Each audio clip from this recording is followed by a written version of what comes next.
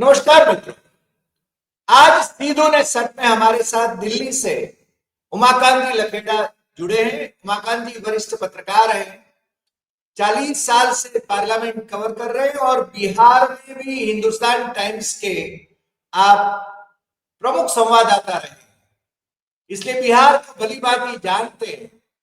और आज हम जो बात करेंगे वो बिहार के चुनाव पर बात करेंगे, वहां का क्या होने जा रहा है और चुनाव में कैसे कैसे गड़बड़ियां हो रही है। वोट चोरी का तो माहौल बन ही चुका है और जिस प्रकार से लालू और तेजस्वी के पूरे परिवार को दिल्ली में अदालत में बुलावा भेजा गया है, क्योंकि आज उनका एक जजमेंट भी देना है vote for land for job मामले में, जबकि तेजस्वी तो नाबालिग था, अब उसको भी उन्होंने आरोपी बना लिया है उसमें। तो उमाकांत जी हमें बता पाएंगे, क्योंकि सभी से उनके संपर्क सूत्र रहे हैं, जानकारी में और अपने बयानों में। उमाकांत जी अपने लेखों में वो हमेशा निष्पक्ष रहते हैं, इसलिए किसी की परवाह नहीं करते और हमारी तरह सीधी सीधी बात करते हैं। हमसे भी ज्यादा वो दिल्ली में बैठे हैं, इसलिए वो बिहार को ज्यादा जानते हैं। इसलिए हम तो चाहेंगे कि बिहार का माहौल क्या है सर, और नीतीश कुमार को आगे करके इन्होंने जिस प्रकार से चुनाव जीतने का भाजपा ने एक इरादा जाहिर किया है, क्या वास्तव में नीतीश कुमार को मुख्यमंत्री बनाएंगे? क्या इरादे हैं आप ही ज्यादा जानते हैं और आप हमारे दर्शकों को इससे अवगत कराएं। आपका सीधू ने सर पे फिर से एक बार मैं स्वागत करता हूँ। उमाकांत जी, बहुत धन्यवाद डॉक्टर देसाई साहब। सबसे पहली बात तो यह है कि बिहार जो है मोदी और अमित शाह के लिए बहुत क्रूशियल है। अगर बिहार में ये थोड़ा सा भी लूज कर गए या पीछे रह गए तो इनकी कुर्सी की जो फाउंडेशन है, जिसको चूल्हे चूल्हे बोलते हैं, फाउंडेशन, वो फाउंडेशन का गिरने का शुरुआत हो जाएगा। उसका कारण क्या है कि जो चंद्रबाबू नायडू हैं वो भी इस इंतजार में बैठे हैं कि बिहार अगर इनको झटका देता है तो फिर मैं इनको नया गुल खिलाऊंगा। वो तैयारी में बैठा है। बीजेपी केंद्र से पैसा ले रहा है अमरावती के लिए और दूसरे प्रोजेक्ट के लिए, तो ये खतरा इनके लिए बहुत बड़ा है। दूसरी बात यह है कि कल शाम को एनडीए में जो एक महीने से चल रहा था, सीटों के लिए खींचतान वगैरह चल रही थी, कल इन्होंने 243 जो बिहार की सीटें हैं उनके कैंडिडेट अनाउंस कर दिए। अब किसी के लिए तो उसमें सबने ट्वीट किया, जितने भी बीजेपी हुआ, जनता दल यूनाइटेड हुआ,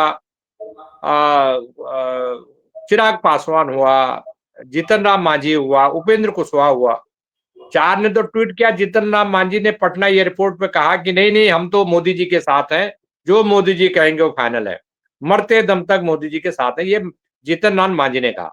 अब सवाल ये है कि जब सबने ट्वीट कर दिया तो किसी के लिए तो उनका तो सब कुछ शांति है, सबने ट्वीट कर दिया, सबने बोल दिया, कमिटमेंट कर लिया, साइन कर लिए एग्रीमेंट पे। अब सवाल ये है कि सबसे बड़ी बात तो ये है कि 100 सीट, 101 सीट बीजेपी लड़ रही है, 101 सीट नीतीश कुमार लड़ रहे हैं, दोनों 101 सीट लड़ रहे हैं। पहले 20 साल से नीतीश कुमार बड़े भाई की भूमिका में थे और अब जो है बीजेपी ने बड़े भाई की जो भूमिका थी, जो रोल था, उससे उनको एक सीढ़ी नीचे उतार दिया है। कहा कि नहीं नहीं, आप बड़े भाई नहीं, हमारे बराबर है, बराबर में ले आए। तो ये कहा जा रहा है, ये माना जा रहा है कि नीतीश कुमार को मुख्यमंत्री बनने का जो सपना है उनका, वो सपने को ये चकनाचूर करने वाले हैं। एक तो बात ये है, बीजेपी ने जो एलाइज है, अलायंस कौन कौन से हैं? चिराग पासवान, उसको 29 सीट्स दी हैं।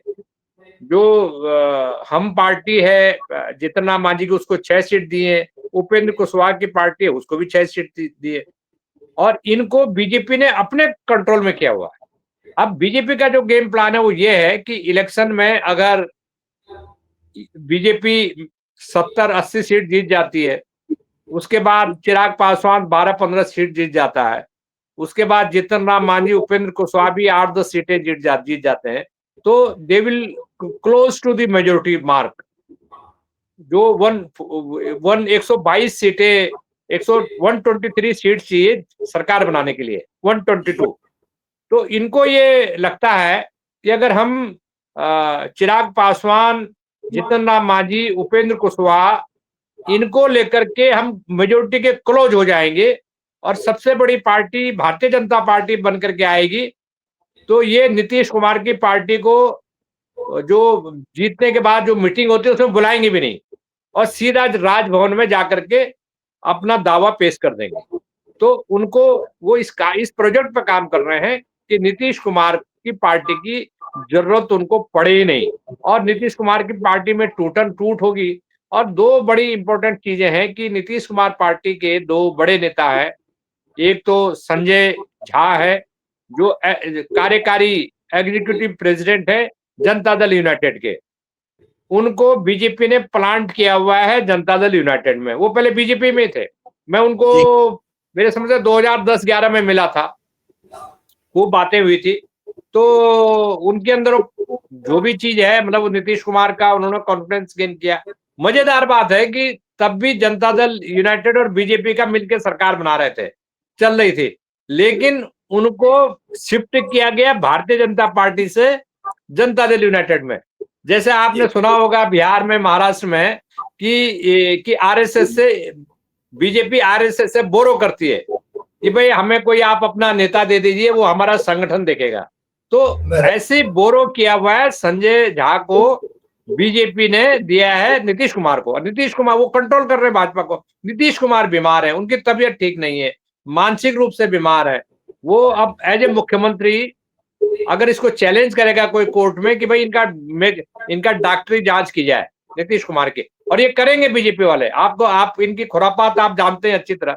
ये बीजेपी वाले इलेक्शन के बाद ये गोदी मीडिया के थ्रू डिबेट कराएंगे कि क्या नीतीश कुमार मेंटली मुख्यमंत्री बनने के काबिल हैं, इनका डॉक्टरी कराया जाए चेकअप। ये खुद नहीं बोलेंगे, गोदी मीडिया से डिस्कस बहस करवाएंगे, ये इश्यू उठाएंगे, देख लेना आप, हम भी यही है आप भी यही, सब कराएंगे और ये साबित करेंगे कि Nitish Kumar is not in position to lead a government because he is not mentally fit. और ये कानूनी चैलेंज भी हो सकता है, क्योंकि कानून में लिखा है ना कि कोई भी व्यक्ति जो मानसिक रूप से स्वस्थ है वो जो है किसी भी संवैधानिक पद पर बैठ सकता है। तो एक तो ये काम है। दूसरा ये है कि भारतीय जनता पार्टी का जो मुख्यमंत्री है, राज्यपाल है, वो पॉलिटिकल आदमी है, उनका नाम है आरिफ मोहम्मद खान।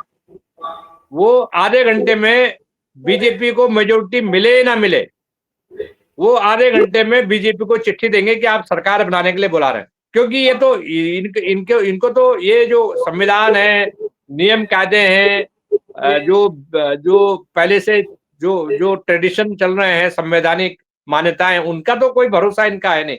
इनको तो किसी भी प्रकार से सत्ता चाहिए और ये करके दिखाएंगे, ऐसा मुझे लगता है। जी, केरल से उनको इसलिए लाया गया है, मेरे अच्छे दोस्त हैं वो, और कई पार्टियों में घूम के आए हैं, यानी इसलिए अब वो मोदी जी के आश्रित हैं, इसलिए मोदी जी जैसे नचाएंगे वो उनको नाचना लाजमी है। सर बिल्कुल मान लीजिए कि बीजेपी कुछ भी करके, ऑपरेशन लोटस करके, कुछ भी करके, जेडीयू को तोड़ के, जेडीयू में उनके प्लांट किए हुए हैं ललन सिंह वगैरह जो मिनिस्टर बनाए हुए हैं, जो ये मिनिस्ट्री छोड़ेंगे नहीं, चिराग नहीं छोड़ेगा, ये मांझी नहीं छोड़ेगा, बावजूद इसके उनके मुख्यमंत्री पद के उम्मीदवार को भाजपा के, या तो फिर वो चिट्ठी से निकलेंगे। देखिए, बीजेपी में मुख्यमंत्री का कोई वैल्यू नहीं है। वो आपको पता है गुजरात में क्या है, पूरा नीचे से चपरासी से लेकर के मुख्यमंत्री को एक ही दिन में बदल दिया और एक भी व्यक्ति को, एक भी मिनिस्टर को रिपीट नहीं किया। तो ये यहाँ मुख्यमंत्री तो इनको ये चाहिए बिल्कुल प्यादा जिसको कहते हैं, कठपुतली जिसको कहते हैं, इनको मुख्यमंत्री में लीडरशिप क्वालिटी है या नहीं है, वो उसके कैपेबिलिटी है या नहीं है, इसका कोई वैल्यू भारतीय जनता पार्टी में नहीं है। इनको ये है कि ये आदमी हमारा जो प्रोजेक्ट है बड़े सेठों के, बड़े उद्योगपतियों के प्रोजेक्ट्स हैं, वो प्रोजेक्ट को आंख मूंद के पास करेगा, ऑर्डर हम देंगे, इसका काम है पोस्टमैन। उनको मुख्यमंत्री नहीं चाहिए, इनको पोस्टमैन चाहिए। तो पोस्टमैन कोई भी मिल जाएगा, डाक ही तो बांटनी है भाई, डाक जाती है पोस्टमैन में। पोस्टमैन को कहा जाता है ये जो पता लिखा है इस पते पे डाक डाल दो, जो रजिस्ट्री होती है या स्पीड पोस्ट में साइन करा दो, खत्म। तो अपने दिमाग का इस्तेमाल भारतीय जनता पार्टी में करने का जरूरत नहीं है। वो तो दिल्ली से जब पर्ची से मुख्यमंत्री बनेगा, पर्ची स्लिप जाएगी, विधायक दल का बैठक का कोई वैल्यू थोड़ी है कि वहां कंसेसर हो, कौन बनेगा, कौन कैपेबल है, कौन लीड कर सकता है। ये तो पर्ची मुख्यमंत्री राजस्थान में बनाया और मध्य प्रदेश में बना दिया, पर्ची से डाला। जो ऑब्जर्वर है उसको भी, जो ऑब्जर्वर है उसको भी पता नहीं है इस पर्ची में क्या लिखा है। वो लिफाफा खोला, उसमें एक नाम आया, वो पढ़ा लिया था इसमें क्या लिखा है। उनमें साहब वो उसमें जो है पीछे की सीट पे कोई आदमी बैठा हुआ था, वो लास्ट में आया, उसे पता ही नहीं था कि उसका नाम आएगा। अरे भाई ये राज्य चला रहे हो या मजाक कर रहे हो? मतलब is it a joke on the democracy, on the constitution? क्या आप इस तरह का बिहेव कर रहे हैं? तो वही बिहार में ये करेंगे। और इनको ये पता है कि बिहार में अगर ये लूज करेंगे, बिहार में इनका मुख्यमंत्री नहीं होगा, तो ये क्या करेंगे कि ये इनके लिए बहुत बड़ी मुसीबत सेंटर में आ जाएगी। और इनके लिए जो अपोजिशन है वो और ज्यादा एमुनेशन, और ज्यादा एग्रेसिव, और ज्यादा वो दबाव इन पर करेगा। पार्लियामेंट तो देखिए चल नहीं रही है, ये 18th लोकसभा में आप लिख के ले लीजिए, 18th लोकसभा का जो सवा चार साल बचा हुआ है, सवा 4 साल खर्च हो गया है, मतलब 4 साल बचा हुआ है, लगभग 3 ईयर एंड 9 मंथ बचा हुआ है। कोई भी पार्लियामेंट का सेशन चलने वाला नहीं है। क्यों नहीं चलने वाला? ये चाहते नहीं पार्लियामेंट सेशन चले, ये नहीं चाहते। देखिए पार्लियामेंट सेशन चलेगा तो डिबेट होगी, चाहे वो इकोनॉमी में डिबेट हो, विदेश नीति पे डिबेट हो, बॉर्डर सिक्योरिटी पे डिबेट हो, ये कहाँ चलने देंगे? ये तो चाहते नहीं पार्लियामेंट में डिस्कशन हो। तो ये डिस्कशन नहीं चाहते, इनके लोग हंगामा करते, पार्लियामेंट नहीं चलने देते। तो बिहार में मुख्यमंत्री पद का कोई वैल्यू बीजेपी के लिए नहीं है। हाँ, ये हो सकता है कि भारतीय जनता पार्टी, ये जो पूरा इलेक्शन प्रोसेस में ये सारी चीजें सामने आएंगी, और भारतीय जनता पार्टी को जनता दल यूनाइटेड, जिसके पास 36% वोट है, अति पिछड़ा, एमबीसी, मोस्ट बैकवर्ड कास्ट, ये है 115 कास्ट है बिहार में, 115 कास्ट है, अति पिछड़ा, मोस्ट बैकवर्ड। ये कास्ट का लीडर है नीतीश कुमार। नीतीश कुमार ने क्या किया, बड़ा सोशल इंजीनियरिंग किया 12-14 साल पहले। उसने क्या किया कि भाई या जो अपर कास्ट है, अपर कास्ट ओबीसी है, उसको अलग करने के लिए उसमें कर दिया उसने एमबीसी, अति पिछड़ा। उसमें वो जातियों का लिस्ट बना के 115 कास्ट को अति पिछड़ा घोषित कर दिया, उनके लिए अलग से रिजर्वेशन ग्रास रूट लेवल पे कर दिया। तो वो भगवान मानते हैं नीतीश कुमार को, वो बीजेपी के साथ जाएंगे नहीं। बीजेपी ये बात समझती है कि नीतीश कुमार का जो सबसे बड़ा स्ट्रेंथ है वो अति पिछड़ा वोट है, जो 36% है, और इसमें जो है 2-3-4% अपर कास्ट जुड़ जाता है तो ये 40% हो जाता है। और भारतीय जनता पार्टी जानती है चुनाव कैसे जीतना है। इलेक्शन कमीशन तो उनकी जेब में बैठा हुआ है। इलेक्शन कमीशन तो वो करता है ना, किसको जिताना है, किसको हराना है, वो तो इलेक्शन कमीशन कर रहा है। एक्सपोज हो गया इलेक्शन कमीशन। और जो एसआईआर किया था बिहार में, special revision of voter list, उसमें तो साबित हो गया 3 लाख प्लस जो वोट्स है वो इन्होंने काटे और नए वोट जोड़े। कौन जोड़े, क्या जोड़े? 103 साल का आदमी, 96 का ईयर का आदमी पहली बार वोटर बना है बिहार में। ये भी आप तमाशा दुनिया ने देख लिया। जी हेलो, आपका आवाज नहीं आ रहा। कर्नाटक में जैसे हुआ था, जी जी 95-year-old वोटर पहली बार वोटिंग कर रहा था फॉर्म 6 भर के, राहुल गांधी ने जो प्रेस कॉन्फ्रेंस में बेनकाब किया, तो उसी प्रकार यहाँ भी हो रहा है। जी बिल्कुल। मगर घुसपैठियों का क्या हुआ सर? घुसपैठिए कितने मिले? देखिए घुसपैठिया एक ऐसा चीज है कि घुसपैठिया में इन्होंने इलेक्शन कमीशन ने जब एसआईआर पर सवाल उठाए गए कि भाई SIR on the above of the elections, जब इलेक्शन शेड्यूल कुछ वीक में जारी होने वाला है, तो आप घुसपैठ को, ये बीजेपी का आदत है इश्यू बनाना घुसपैठ का। ये तालिबान के नाम पर 2024 का लोकसभा चुनाव लड़ा इन्होंने कि तालिबानी सोच के लोगों को वोट ना दें। यूपी के चीफ मिनिस्टर ने, बीजेपी के नेताओं ने प्रेस कॉन्फ्रेंस में, टीवी डिबेट में तालिबानी सोच, तालिबानी सोच, तालिबानी सपोर्टर, ये सब किया।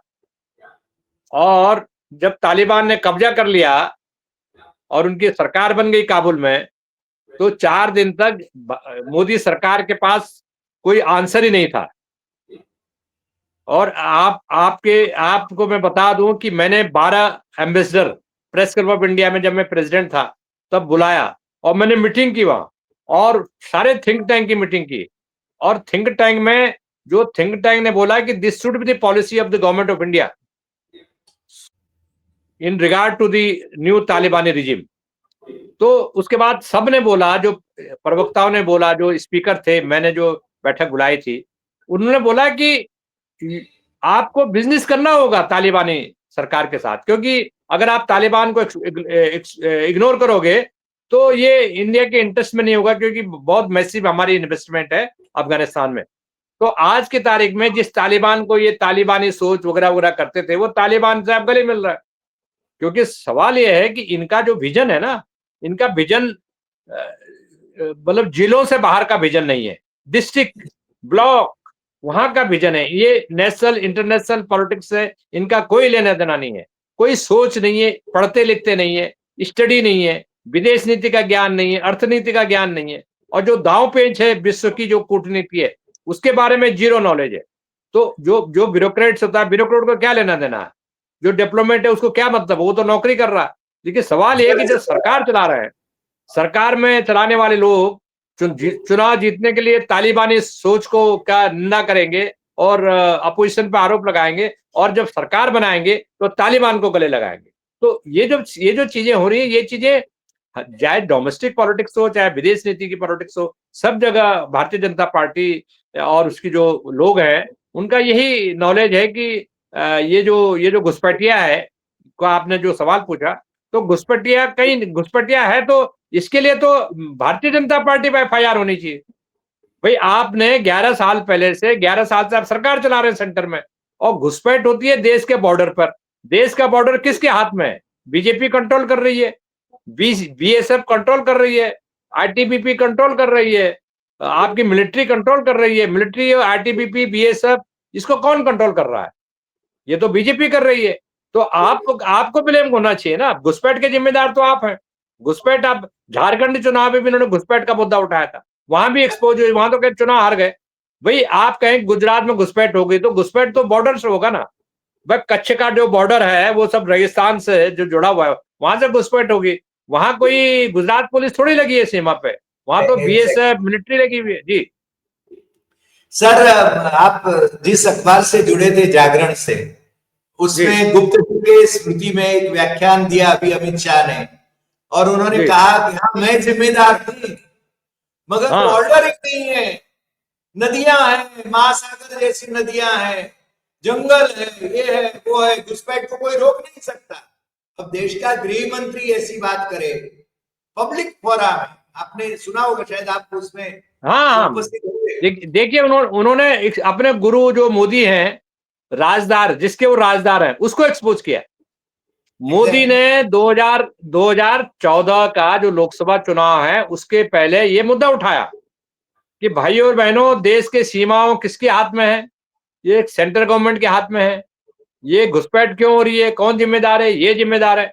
और 11 साल बाद अमित शाह अपने गुरु को, जिसके वो राजदार हैं, उनको एक्सपोज कर रहा है, मतलब कंट्रडिक्शन दे रहा है कि भाई इनको पहले जो नदी, नाले, जंगल जो बना है वो 2014 के बाद तो नहीं बना, वो तो प्राचीन काल से है, एनिसेंट टाइम से, वो तो ज्योग्राफी है, उसको तो कौन डिनाई कर सकता है।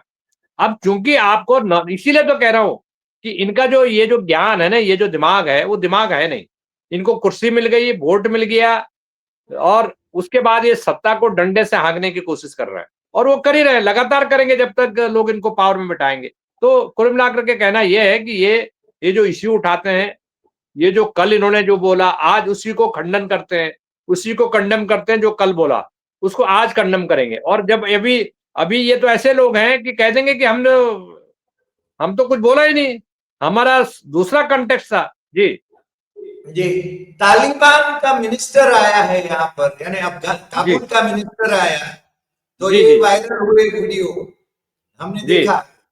मगर जी सर मैं आपको एक अंतिम सवाल, क्योंकि आपको भी व्यस्तता है इसलिए, जी लालू यादव परिवार आज दिल्ली में है जी और आप उनके बिहार के चुनाव के उपलक्ष्य में उनका जी भविष्य क्या मानते हैं?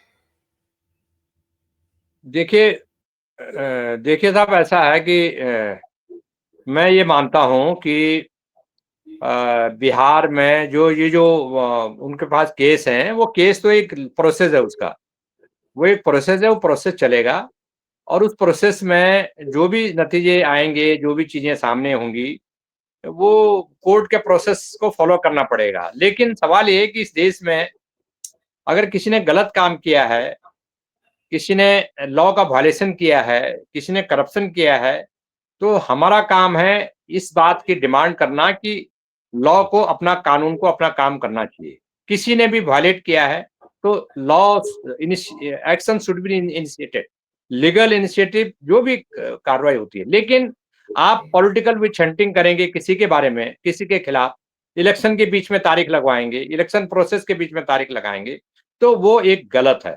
आपको जो भी चीजें करनी है वो आप ट्रांसपेरेंसी होनी चाहिए, आपकी नीयत साफ होनी चाहिए। आपको इतना होना चाहिए कि देखिए, अगर आप कोई व्यक्ति कानून को वायलेट कर रहा है और आप राजनीतिक विच हंटिंग कर रहे हैं, पॉलिटिकल विच हंटिंग कर रहे हैं, इलेक्शन पर्पज के लिए, इलेक्शन जीतने के लिए, तो उसको इस देश में लोग स्वीकार नहीं करते हैं।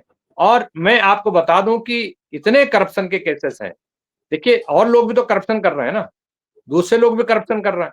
तो सवाल ये है, जो जो सीन ये है कि आप 2 नियम एक व्यक्ति के साथ लागू नहीं हो सकते। एक व्यक्ति के लिए दूसरा नियम, क्योंकि वो आपका पॉलिटिकल अपोनेंट है। दूसरा व्यक्ति चूंकि वो आपका मित्र है, उसके लिए आप जो है सारा दांव-पेच कर रहे हैं। अडानी के खिलाफ अमेरिका में जो है केस रजिस्टर्ड हो रखे हैं। आपको तो एक्सट्रेशन, आपको तो उसका यहाँ से भेजना चाहिए ना। अमेरिकी अदालत को एफिडेविट देना चाहिए कि साहब हम उसको पेश करेंगे। अगर कोई भी व्यक्ति जो वांटेड है अमेरिकन कोर्ट में, तो अडानी को ले जाइए। उन्होंने हमारे लोगों को हाथ-पाँव बाँध करके भेजा ना यहाँ। तो आप भी हाँ, भेजिए, साहब ये आपका एक्यूज्ड है, इसको हम भेजते हैं यहाँ अमेरिका और इस पे मुकदमा कराइए। और केवल अडानी की वजह से भारत और ट्रंप के जो रिलेशनशिप में जो दरार आई है, जो ब्लैकमेल किया है ट्रंप ने, उसका सबसे बड़ा कारण तो अडानी है।